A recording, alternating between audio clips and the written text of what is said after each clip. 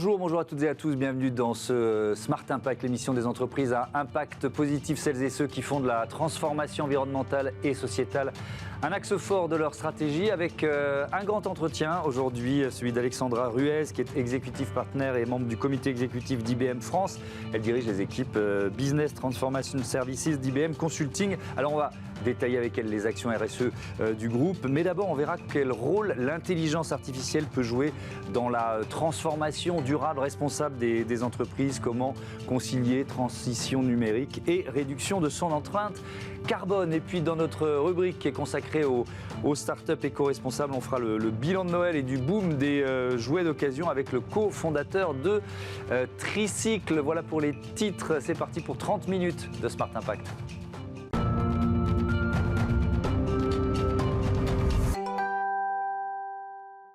Bonjour Alexandra Ruez, bienvenue. Heureux de vous accueillir. Vous êtes donc executive partner, membre du COMEX d'IBM France. On va poser le décor. Votre métier, c'est d'accompagner les entreprises dans leur transformation numérique, on peut dire ça, en simplifiant un peu? Bonjour, enchantée. Oui, en effet, le rôle d'IBM, c'est d'accompagner les grandes entreprises françaises dans leur transformation digitale, numérique, avec des nouvelles technologies, et aussi les accompagner à être plus respectueuses de l'environnement, et notamment au niveau du développement durable. Alors peut-être préciser aussi des éléments de contexte. On l'a vu dernièrement dans la récente COP27. Un sujet principal au niveau des discussions a été l'objectif de développement durable numéro 12, celui qui est sur la consommation et production durable. Ouais. Et un des messages forts a été que tout ce qui relève de la consommation, surtout chez les jeunes, les milléniaux et la génération Z, a complètement changé. Le marché a évolué, les attentes vis-à-vis des marques ne sont plus du tout les mêmes. C'est-à-dire qu'aujourd'hui, il faut être toujours plus responsable. Il y a une attente forte de la part des consommateurs à être respectueux de l'environnement, de l'humain et avec une éthique. Et de surcroît, ça n'est plus une option pour plus tard. Oui. Donc on voit les entreprises... Alors, quelles leçons vous tirez de ça? Alors, les entreprises que nous accompagnons, aujourd'hui, elles doivent s'engager fortement. Et ce n'est pas juste du déclaratif au travers d'un rapport RSE. Elles doivent avoir des réalisations fortes, mesurer des progrès. Et elles doivent également infuser la durabilité dans leur modèle, dans leur business model de transformation digitale. Et bien sûr, se préparer en conséquence au niveau des compétences dans l'entreprise. Alors, l'IA peut être un levier très fort pour cela. L'IA, il y a quelques années, a ouvert beaucoup de champs de possibles, tout ce qui est transformation de l'expérience client, collaborateur, automatisation des processus. Et au niveau de la durabilité, on le voit, il y a déjà des premières expériences concrètes. Je vais vous en citer quelques-unes, par exemple sur l'éco-conception. Oui. Alors, on va rentrer dans les détails, mais d'abord, pour bien comprendre, vous proposez en fait une gamme de solutions, et on va vraiment se concentrer sur l'intelligence artificielle dans cette interview, qui permettent aux entreprises d'être dans le concret, c'est-à-dire que de mesurer leur réduction d'impact, c'est ça l'idée? Tout à fait. Alors on a différentes technologies, certaines dites plus classiques, comme l'intelligence artificielle avec Watson, le cloud bien sûr, nos data centers qui permettent d'être aussi moins énergivores, mais de façon plus précise, on a trois solutions. On a NVISI qui va permettre de travailler sur les données RSE et encore une fois de mesurer les progrès. On a également le Environmental Intelligent Suite. Donc c'est pareil, on va travailler sur les données pour comprendre les éventuels impacts des changements météorologiques et impacts climatiques. Et enfin, Turbonomics, là on va être beaucoup plus sur l'informatique d'entreprise, sur la consommation des applications et pouvoir s'assurer qu'on ne va pas surprovisionner des besoins en conséquence. Donc alors, on a une large gamme. Je vous ai interrompu, vous parliez d'éco-conception. Alors on est dans quel cadre d'activité là? On va être plus spécifiquement dans le secteur de la distribution. D'accord. Éco-conception, c'est-à-dire que l'IA va permettre aux marques d'écouter les données qui sont échangées, par exemple, sur les réseaux sociaux, de comprendre les tendances actuelles et futures, mais également ce que les consommateurs veulent. Et à partir de ça, de créer une collection de produits, de vêtements, à titre d'exemple, et derrière, de faire en sorte que l'on ne produise que ce qui est attendu, quelque part, ce qui va fonctionner en conséquence. Donc vraiment dans une logique de production raisonnée et raisonnable en conséquence. Si on va plus loin, on peut aller également sur l'éco-production. Et là, toujours l'IA peut aider de deux manières différentes. Pour produire, il faut des fournisseurs. L'IA peut vous aider à identifier les fournisseurs qui vont être dans un circuit court. Circuit court, c'est-à-dire dans une zone géographique limitée en conséquence. Donc vous allez être beaucoup plus responsable de votre empreinte écologique en conséquence. Pour aller plus loin, dans la supply chain, donc vraiment dans la chaîne de production en conséquence, l'IA va aussi vous aider à partir des données, donc de ce que je vais produire et des données de vente, à ne produire que l'attendu en conséquence et en juste à temps de surcroît. Alors, je veux bien qu'on prenne des cas d'usage. On va dérouler un peu éco-conception, éco-production et puis la supply chain, la chaîne logistique. Dans l'éco-conception, donc vous dites, c'est plutôt la distribution. Vous avez un exemple à nous donner pour illustrer ce que l'intelligence artificielle permet d'améliorer en termes d'impact? Alors, oui, bien sûr. Je vais vous prendre un exemple sur la création d'une collection. Donc, on a travaillé avec un créateur pour justement regarder, écouter ses tendances sur les réseaux sociaux et à partir de ça, croiser les informations de ce qu'attendaient les consommateurs, mais aussi prendre les cahiers de tendance. On a nourri l'intelligence artificielle avec cela et l'intelligence artificielle nous a fait une proposition de 20 produits. 10 ont été retenus par le créateur et ont été produits en conséquence et ont été présentés durant la Fashion Week aussi. Donc ça, c'est un petit côté quand même sympa, c'est ludique, mais on a aussi l'assurance de proposer à ces consommateurs quelque chose qui va leur convenir. Ouais, donc c'est vraiment par une connaissance plus fine des attentes des clients et notamment d'une génération qui est, vous nous l'avez dit, très, très engagée, enfin parfois paradoxale, parce que si on parle de vêtements, il y a aussi les ados qui vont aller vers de la mode jetable qui coûte pas cher, mais bref, on ne va pas ouvrir ce débat avec vous.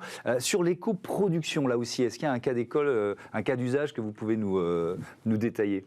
Alors oui, bien sûr, c'est important, l'éco-production, la supply chain, puisqu'on peut potentiellement être face à du gâchis de fourniture, c'est-à-dire que vous surstockez dans l'attente de la production, vous produisez aussi, et ça, c'est des coûts qui ne sont pas récupérables par l'entreprise. D'accord ? Et encore une fois, dans une logique d'empreinte carbone, d'empreinte écologique, ça n'est aujourd'hui pas acceptable.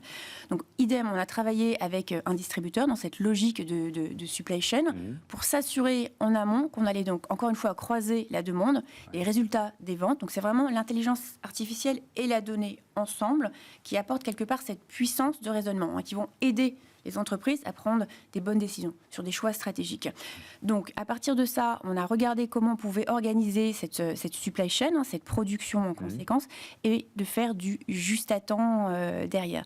Donc ça, c'est quand même assez beau aussi. Et comme je le disais aussi en amont, on a veillé à être dans la circularité, donc vraiment dans le circuit court, et s'assurer qu'on ne travaille qu'avec des fournisseurs dans une zone géographique extrêmement limitée. Ça, c'était aussi une attente forte de la part de leurs consommateurs. Ouais. Ça, c'est ce que vous appelez Green for IT, c'est ça, la circularité? Alors oui, le Green for IT, c'est justement l'objectif durable comme objectif pour concevoir des nouvelles technologies qui vont être plus respectueuses dans l'environnement. Elles vont être plus frugales, consommer moins de données, mais aussi moins énergivores.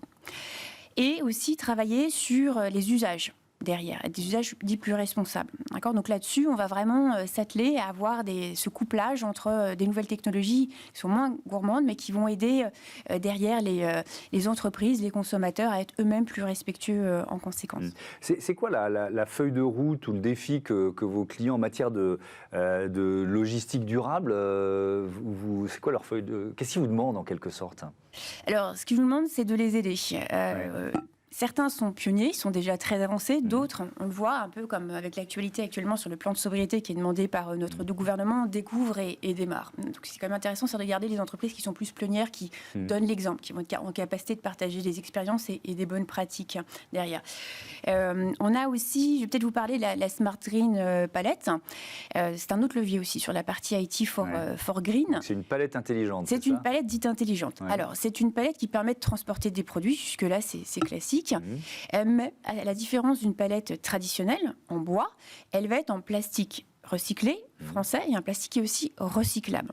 Donc là, vous mettez en relation le secteur de la plasturgie et le secteur de la grande distribution, par exemple. Exactement. Donc là, on travaille vraiment en mode, quelque part, écosystème. On travaille donc avec les gens qui vont produire la palette, les distributeurs également qui ont des besoins, et puis aussi au milieu ceux qui transportent les palettes. Nous, notre rôle, c'est donc déjà de concevoir cette palette, mais aussi d'aller plus loin, on va l'équiper de capteurs de données. pour la rendre intelligente, cette Ouais. palette. Alors, qu'est-ce qu'elle capte? Alors, ce qu'elle capte, c'est de la donnée. Donc, les produits qui sont dessus sont en général des produits qui sont sensibles aux variations thermiques et aussi éventuellement au choc. D'accord? C'est-à-dire que si vous devez transporter par exemple des yaourts, s'il y a une rupture de la chaîne du froid, vous pouvez de façon très rapide identifier le lot et le mettre de côté. Donc la qualité va être respectée. Si la palette a été choquée, les produits peuvent également être choqués, abîmés. Hop, on met de côté également. Donc là, il y a véritablement un gain pour le consommateur derrière, d'être dans le respect de la qualité qui lui-même est fourni par le distributeur en tant que tel. Au-delà de ça, aussi, il faut le souligner, c'est une palette qui est moins lourde, 10 fois moins lourde qu'une palette ordinaire, et également a une durée de vie de 20 fois plus longue que celle qui est traditionnellement en bois. Elle s'abîme moins vite, quoi. Elle s'abîme ça l'idée. moins vite, elle est aussi plus hygiénique, puisqu'elle est en plastique et qu'elle peut être plus facilement nettoyée. Mais alors, elle est en plastique recyclé, donc ça, c'était le défi lancé à la partie plasturgie, c'est ça? Tout à fait. Donc de pouvoir travailler, de faire du réemploi de Ouais. matière. Donc ça, c'est aussi important dans notre travail et dans notre logique aujourd'hui. Donc de travailler avec eux sur trouver le plastique. Je le redis français, de pouvoir le transformer en un nouveau matériau, donc se recycler, cette palette, et de pouvoir le mettre dans un nouveau circuit. Et bien sûr, de le produire à grande échelle, puisque l'objet, c'est que ça devienne un produit classique que tous les distributeurs puissent utiliser, au moins pour les 20-30 prochaines années. Ouais. Avec donc des clients de la grande distribution, par exemple. Est-ce qu'ils ont participé même à la conception? À quel point ce projet vous avez parlé d'écosystème, est un projet commun? Alors, ils ont surtout travaillé avec nous dans le pilote, ça qui est important, pour pouvoir justement s'assurer de la promesse derrière sur ces palettes à la fois légères, longue vie, et de respecter la chaîne de distribution des produits. C'est ça qui les intéressait particulièrement. Donc, on a fait des pilotes, notamment sur des produits surgelés, entre le producteur du produit surgelé et le distributeur, pour s'assurer qu'il n'y avait pas de rupture, et s'il y avait eu choc, quelles sont les mesures, les nouveaux protocoles que l'on met en place en conséquence pour écarter les produits derrière. Donc il y a un vrai intérêt pour eux derrière.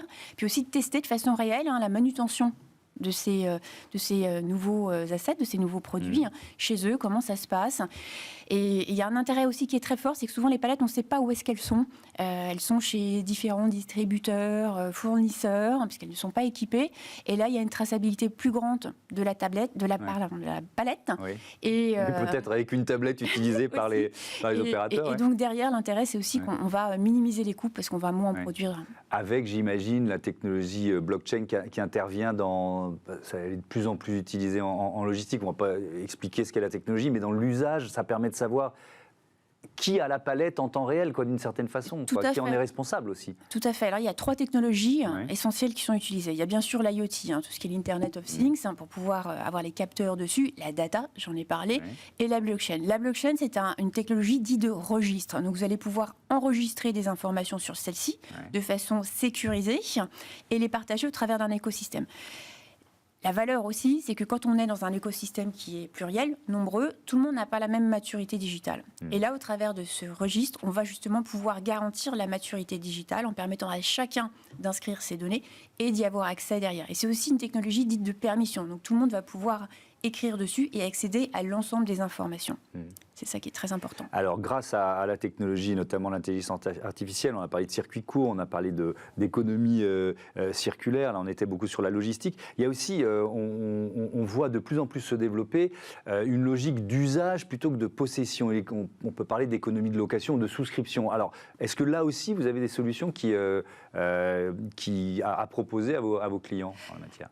Tout à fait. Alors ça, c'est un nouveau cas d'usage que l'on voit apparaître de façon à la fois très rapide et beaucoup plus nombreuse. Une demande forte de la part de nos clients, c'est les accompagner sur ce sujet-là. Donc l'économie de la souscription, c'est comme vous l'avez souligné, une économie dite d'abonnement. Contre quelques euros, vous, en tant que consommateur, vous allez pouvoir louer un produit. Ça peut être un vêtement à titre d'exemple. D'accord ? Donc il y a vraiment un changement de paradigme.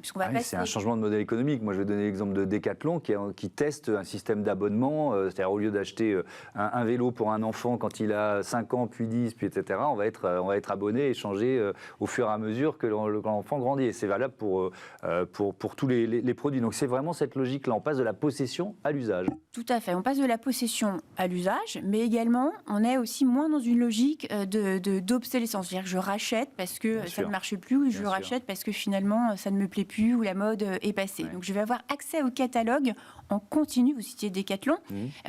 Catalogue de produits, que ce soit les vêtements, des vélos, en conséquence, et pouvoir m'adapter. Vous le soulignez, mon enfant grandit, mon vélo, je peux le changer aussi en conséquence. Et alors, où est-ce que vous intervenez là ? Alors nous, on intervient sur la partie plus système d'information pour mettre en place les relais, ce qui va permettre derrière à la fois aux clients de pouvoir souscrire à cet abonnement. Donc il y a aussi une logique de sécuriser tout ce qui va être les paiements, de permettre au catalogue d'être accessible et derrière de faire le lien aussi avec la supply chain. Je vais rajouter aussi un élément, puisqu'on parle de shift, de changement de paradigme. Donc il y a bien sûr l'usage derrière, mais il y a également sur l'allongement de la durée de vie. On a aussi des clients avec lesquels nous travaillons qui proposent dans leur catalogue, donc c'est des modèles dits hybrides maintenant, de travailler avec un mix de produits neufs et de produits dits de seconde vie. La seconde vie, ce sont des produits qui ont été reconditionnés. Donc vous allez pouvoir choisir si vous voulez acheter du neuf ou du reconditionné. Et on va plus loin, puisqu'on peut proposer d'accéder à des services dits responsables, c'est-à-dire que ces services vont vous permettre d'accéder, par exemple, à de la réparation. Toujours sous un phénomène d'abonnement, vous pouvez demander à ce que votre produit soit réparé de façon facile. Donc vous n'avez pas à chercher un réparateur à côté de chez vous. Vous contactez directement la marque et elle s'occupe de tout en conséquence. Donc c'est quand même super et on va travailler sur l'allongement de la durée de vie du produit. Pareil, demande forte au-delà des consommateurs, des marques, c'est comment je réduis mon empreinte écologique de production en conséquence. Allez, on va terminer, il nous reste un peu plus de 6 minutes autour des démarches RSE d'IBM. Et alors, il y a quelque chose que moi, j'avoue, j'ai découvert en préparant l'émission, c'est ce que vous appelez l'IBM Sustainability Accelerator. Alors, c'est quoi ça ? C'est une espèce de programme mondial d'impact social qui est pro bono, c'est ça, qui est gratuit. Tout à fait. Comment ça marche ? Alors, ce programme, on en est très fiers. On l'a annoncé durant la récente COP27. On a annoncé la deuxième cohorte, en fait. On va travailler avec 5 associations, 5 ONG partout dans le monde sur les énergies dites propres, les énergies renouvelables. La précédente cohorte, elle était sur une agriculture plus respectueuse de l'environnement et plus durable également. Pro bono, donc l'objet, c'est de les aider à la fois avec des technologies, de l'expertise également, et autant que possible en local. Quand on accompagne une association au Japon, on le fait de préférence avec des équipes qui sont basées au Japon. On va investir on a déjà commencé, d'ici fin 2023, 30 millions par rapport à ce programme-là. 30 millions de dollars, donc en service en fait, si je comprends bien, c'est ça ? Technologie, service, expertise, bénévolat également de la part de nos collaborateurs pour accompagner ces différentes associations à elles-mêmes accompagner les populations locales, ces populations qui sont dites plus fragiles par rapport aux risques climatiques et les accompagner à justement être... à passer à l'échelle en quelque sorte, parce que alors si donc il y a ce qui démarre là sur les générations, mais si on regarde ce qui s'est passé sur l'agriculture, quel bilan vous pouvez faire de cet accompagnement finalement ? Il y a des solutions qui émergent, il y a des entreprises ou des groupes d'entreprises qui ont pu avancer plus vite. C'est quoi l'idée ? Alors oui, en fait c'est multiple, c'est tout ce que vous venez de citer à la fois. C'est vraiment un cercle vertueux, cet engagement.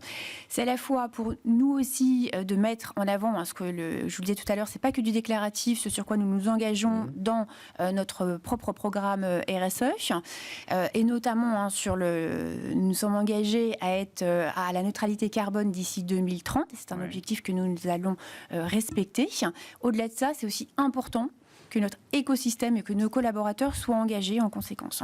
On travaille aussi fortement avec nos labs à produire des technologies qui soient plus respectueuses de l'environnement et qui, elles-mêmes, ces technologies ont pour but d'accompagner à la fois les entreprises privées, mais les entreprises publiques, les gouvernements, à mieux accompagner leur population derrière. Donc, et là, ça marche, vous disiez 5 associations, il y a eu un appel à candidature, c'est comme ça que ça fonctionne, c'est ça? Tout à fait, donc tout ça est très encadré, très, très auditable, si je puis dire. Donc il y a eu un appel à candidature, on a reçu plus d'une centaine de demandes, un comité a présélectionné les entreprises, et voilà, ce programme est lancé depuis, cette deuxième cohorte est officiellement lancée depuis novembre dernier, et les accompagnements ont également démarré. Donc on espère d'avoir des premiers résultats d'ici début d'année prochaine. Alors j'ai là une liste d'annonces récentes d'IBM en matière de durabilité en 2022. Je sais pas, il nous reste 3 minutes quoi choisir, mais par exemple, ça m'intrigue, le challenge mondial Call for Code. Je ne sais pas si vous avez les détails de ce challenge qui est intéressant parce que l'idée c'est quoi? C'est de s'adresser aux codeurs pour qu'ils inventent un numérique moins énergivore, c'est un peu ça l'idée? Oui, c'est ça. Alors ça s'inscrit dans une dynamique d'IBM autour de la formation sur les nouvelles technologies. On va investir de nouveau 30 millions on a pour objectif de former 30 millions de personnes aux nouvelles technologies et on a différents programmes pour accompagner cela. Call for Code en fait partie. Donc c'est un appel mondial auprès des codeurs. Tout le monde est éligible pour venir justement développer, c'est une forme de hackathon, de venir développer des nouvelles applications qui vont apporter, ça peut rentrer aussi en lien avec le Sustainability Accelerator dont on parlait un instant, à réfléchir sur comment on peut mieux préserver les énergies, la planète, la société aussi en conséquence. On a d'autres programmes dans cette même dynamique, on a le programme PITech, et notamment en France, on accompagne 10 lycées pour former des jeunes aux nouvelles technologies et aussi à avoir un emploi dans les nouvelles technologies de façon très prochaine. On a également la plateforme SkillsBuild, qui est une plateforme gratuite, ouverte à la fois aux étudiants et aux demandeurs d'emploi, et ils ont accès à du contenu pour se former sur les nouvelles technologies derrière. Donc c'est quand même plutôt très intéressant. Et l'idée, c'est que les gens aient accès aux nouvelles technologies. Dernière question qui est vraiment liée à l'actualité, cette période de sobriété énergétique, les demandes faites par notamment le gouvernement aux grandes entreprises de s'adapter, d'être prêtes à réduire leur consommation d'énergie en cas de risque de coupure ou de délestage. Comment vous... alors j'imagine que des économies vous en faisiez déjà, c'est ce que vous nous avez décrit, mais est-ce qu'il y a un effet d'accélération finalement dans les économies qu'un groupe comme IBM, à la dimension d'IBM France, peut faire en matière de consommation énergétique? Alors c'est un sujet qui est très important pour nous. Je le disais déjà parce qu'on accompagne nos clients, mais aussi en interne. Tout ce qui va être la diminution de consommation des différentes énergies, que ce soit de l'eau, que ce soit le bois, que ce soit également le gaz, l'électricité. Nous-mêmes, nous sommes en plan d'économie d'énergie et plus spécifiquement le vendredi, 19 degrés pour tout le monde sur tous les plateaux. On va également s'assurer que autant que possible nos collaborateurs travaillent à domicile aussi. Le vendredi. Le vendredi en télétravail pour ne pas justement avoir à se déplacer et limiter donc l'empreinte carbone. Donc c'est un vrai sujet qu'on a complètement intégré dans notre politique d'entreprise. C'est aussi beaucoup de travail pour sensibiliser, former les collaborateurs en conséquence pour que eux-mêmes aient des démarches, des usages beaucoup plus respectueux et responsables. Merci. Merci beaucoup. Merci beaucoup Alexandra Ruiz, à bientôt sur Bismart. On passe à notre rubrique consacrée aux startups éco-responsables. Avez-vous mis sous le sapin de Noël des jouets de seconde main? Bonne question, non?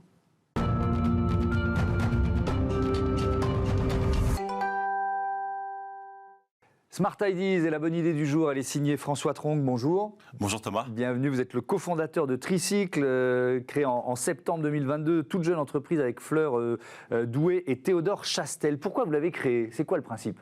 Alors avec mes associés, on s'est retrouvés autour d'une conviction forte qui est qu'un jouet déjà aimé peut encore avoir des histoires à raconter. Aujourd'hui en France, il y a plus de 100 000 tonnes de jouets qui sont jetés chaque année. Et pour les autres, ils finissent bien souvent au placard, puisque la durée moyenne d'utilisation d'un jouet, c'est seulement de 8 mois. 8 mois, j'étais très surpris par ce chiffre en préparant l'émission. Et donc vous avez créé quoi, une sorte de plateforme d'achat-revente? Comment ça marche? Exactement. Alors le Tricycle, c'est une plateforme d'achat-revente de jouets de seconde main. Alors, on est assez différent des plateformes de petites annonces qui peuvent déjà exister aujourd'hui. À la fois du point de vue des vendeurs, si vous avez des enfants qui ont grandi et des jouets qui traînent dans vos placards, vous avez besoin de faire un peu de place, d'arrondir vos fins de mois et de faire du bien à la planète. on vient chez vous en vélo cargo, collecter vos jouets, donc vous n'avez rien à faire. On va s'occuper de les prendre en photo, de les nettoyer, de les vérifier et de les mettre en ligne. Et côté acheteur, vous voulez faire un cadeau un peu plus responsable. On vous propose une sélection de jouets qui sont tous nettoyés, contrôlés, vérifiés dans notre atelier à Paris, donc il n'y a pas de mauvaise surprise. C'est vraiment, on va dire, la seconde main, mais avec l'expérience du neuf. Alors comment vous évaluez la valeur d'un jouet? C'est dès le début, quand vous venez, par exemple chez moi, vous allez, en prenant les photos de ça, vous allez me dire, bon là, ça vaut ça, ça vaut ça, ça vaut ça. Dès le début, c'est plus tard, comment ça marche? Alors on réalise une première estimation à distance, où voilà, vous pouvez remplir un petit formulaire en ligne, on va vous dire une estimation de votre lot de jouets. Et ensuite, quand nos jouets arrivent à l'atelier, ils sont vérifiés, ils sont contrôlés, et en fonction à la fois de la marque, de l'état et de la demande sur ce jouet, on va fixer le prix définitif qu'on va vous communiquer. Donc on a bien compris l'impact positif que ça peut avoir, parce que vous nous l'avez dit, 100 000 tonnes de jouets jetés chaque année en France, et puis ces jouets, ils sont souvent fabriqués à l'autre bout du monde. Alors, leur bilan carbone, il n'est pas bon, quoi. Trois quarts des jouets qui sont commercialisés en France viennent d'Asie et principalement de Chine. Donc le bilan carbone, il n'est pas bon. Les conditions de travail, parfois, dans lesquelles ces jouets sont travaillés, sont pas bonnes non plus. Et donc, ces jouets qui sont déjà fabriqués, déjà commercialisés, nous, on va leur redonner une seconde vie. Est-ce que ce Noël 2022 alors, il y a l'engagement environnemental, il y a évidemment aussi la question du pouvoir d'achat qui peut être un levier d'accélération. Vous avez-vous senti cette accélération de la seconde main, finalement, pour les jouets? Alors, il y a un vrai essor de la seconde main dans le secteur du jouet. Et effectivement, pour moi, il y a deux raisons principales. Une raison plutôt court terme aujourd'hui, qui est une crise du pouvoir d'achat. Il faut savoir que nos jouets sont commercialisés jusqu'à moins 70% du prix neuf. Donc, sur un budget Noël, même si on a plusieurs enfants, ça peut commencer à faire des économies assez conséquentes. Et évidemment, il y a une deuxième raison plus long terme dont on a parlé, qui est une raison écologique. Et qui est mais alors là, pardon de vous interrompre, là c'est assez générationnel quand même. C'est-à-dire que moi j'ai vu des personnes, plutôt des grands-parents, se dire mais moi je ne peut pas offrir un cadeau de seconde main, c'est pas un cadeau. Est-ce que vous le sentez ça? Est-ce que si vous faites un peu le profil type de vos clients, c'est plutôt une génération, on va dire, plus jeune que des grands-parents? Alors c'est ce qu'on aurait pu penser, mais on voit quand même que les mentalités sont en train de changer. Et là, pour ce Noël qui vient de passer, on a quand même eu pas mal de commandes en provenance de grands-parents et aux quatre coins de la France. Donc je pense que les mentalités changent et il y a effectivement un travail à faire. On va par exemple emballer tous nos jouets dans des petits pochons en coton recyclé. On va vraiment essayer d'apporter une expérience autour du déballage de jouets qui soit plus responsable. Oui, et puis qu'on ait quand même le sentiment que voilà, ça reste un cadeau. Voilà, ça reste un cadeau. C'est pas un cadeau à la baisse. Effectivement, c'est pas un cadeau de moindre valeur, même si on fait des économies de portefeuille. Les enjeux, il nous reste un peu plus d'une minute. Les enjeux pour cette année 2023 qui démarre pour Tricycle, c'est quoi? Alors, premièrement, accélérer sur le e-commerce. On a une très bonne dynamique là, pour ce Noël 2022, donc on va accélérer sur le commerce en ligne et on se projette aussi sur l'ouverture d'un lieu physique à Paris, qui nous permettra à la fois de collecter, de réparer et de commercialiser des jouets de seconde main. Et pour ça, on va faire une levée de fonds au premier trimestre 2023. Donc, levée de fonds au premier trimestre de 2023. Vous discutez avec vos partenaires. Il faut identifier les bons partenaires. Vous êtes dans quelle situation? Dans quel état d'esprit quand on démarre une levée de fonds comme ça? Trouver les bons partenaires, des personnes qui partagent à la fois notre ambition, parce que voilà, on veut devenir leader sur le secteur du jouet de seconde main, et qui partagent aussi, c'est très important, nos valeurs, à savoir qu'on est une entreprise, mais un peu particulière, puisqu'on est une entreprise à mission et que dans nos statuts est inscrit le fait de démocratiser la seconde main, notamment auprès des plus jeunes générations. Merci beaucoup François Trong et bon vent à Tricycle. Voilà, c'est la fin de ce numéro de Smart Impact. Je voudrais remercier Louise Perrin à la production et à la programmation, assistée aujourd'hui de Laureline Casals, Théo Boscar à la réalisation et Saïd Mamou au son. Bonne journée, salut à toutes et à tous.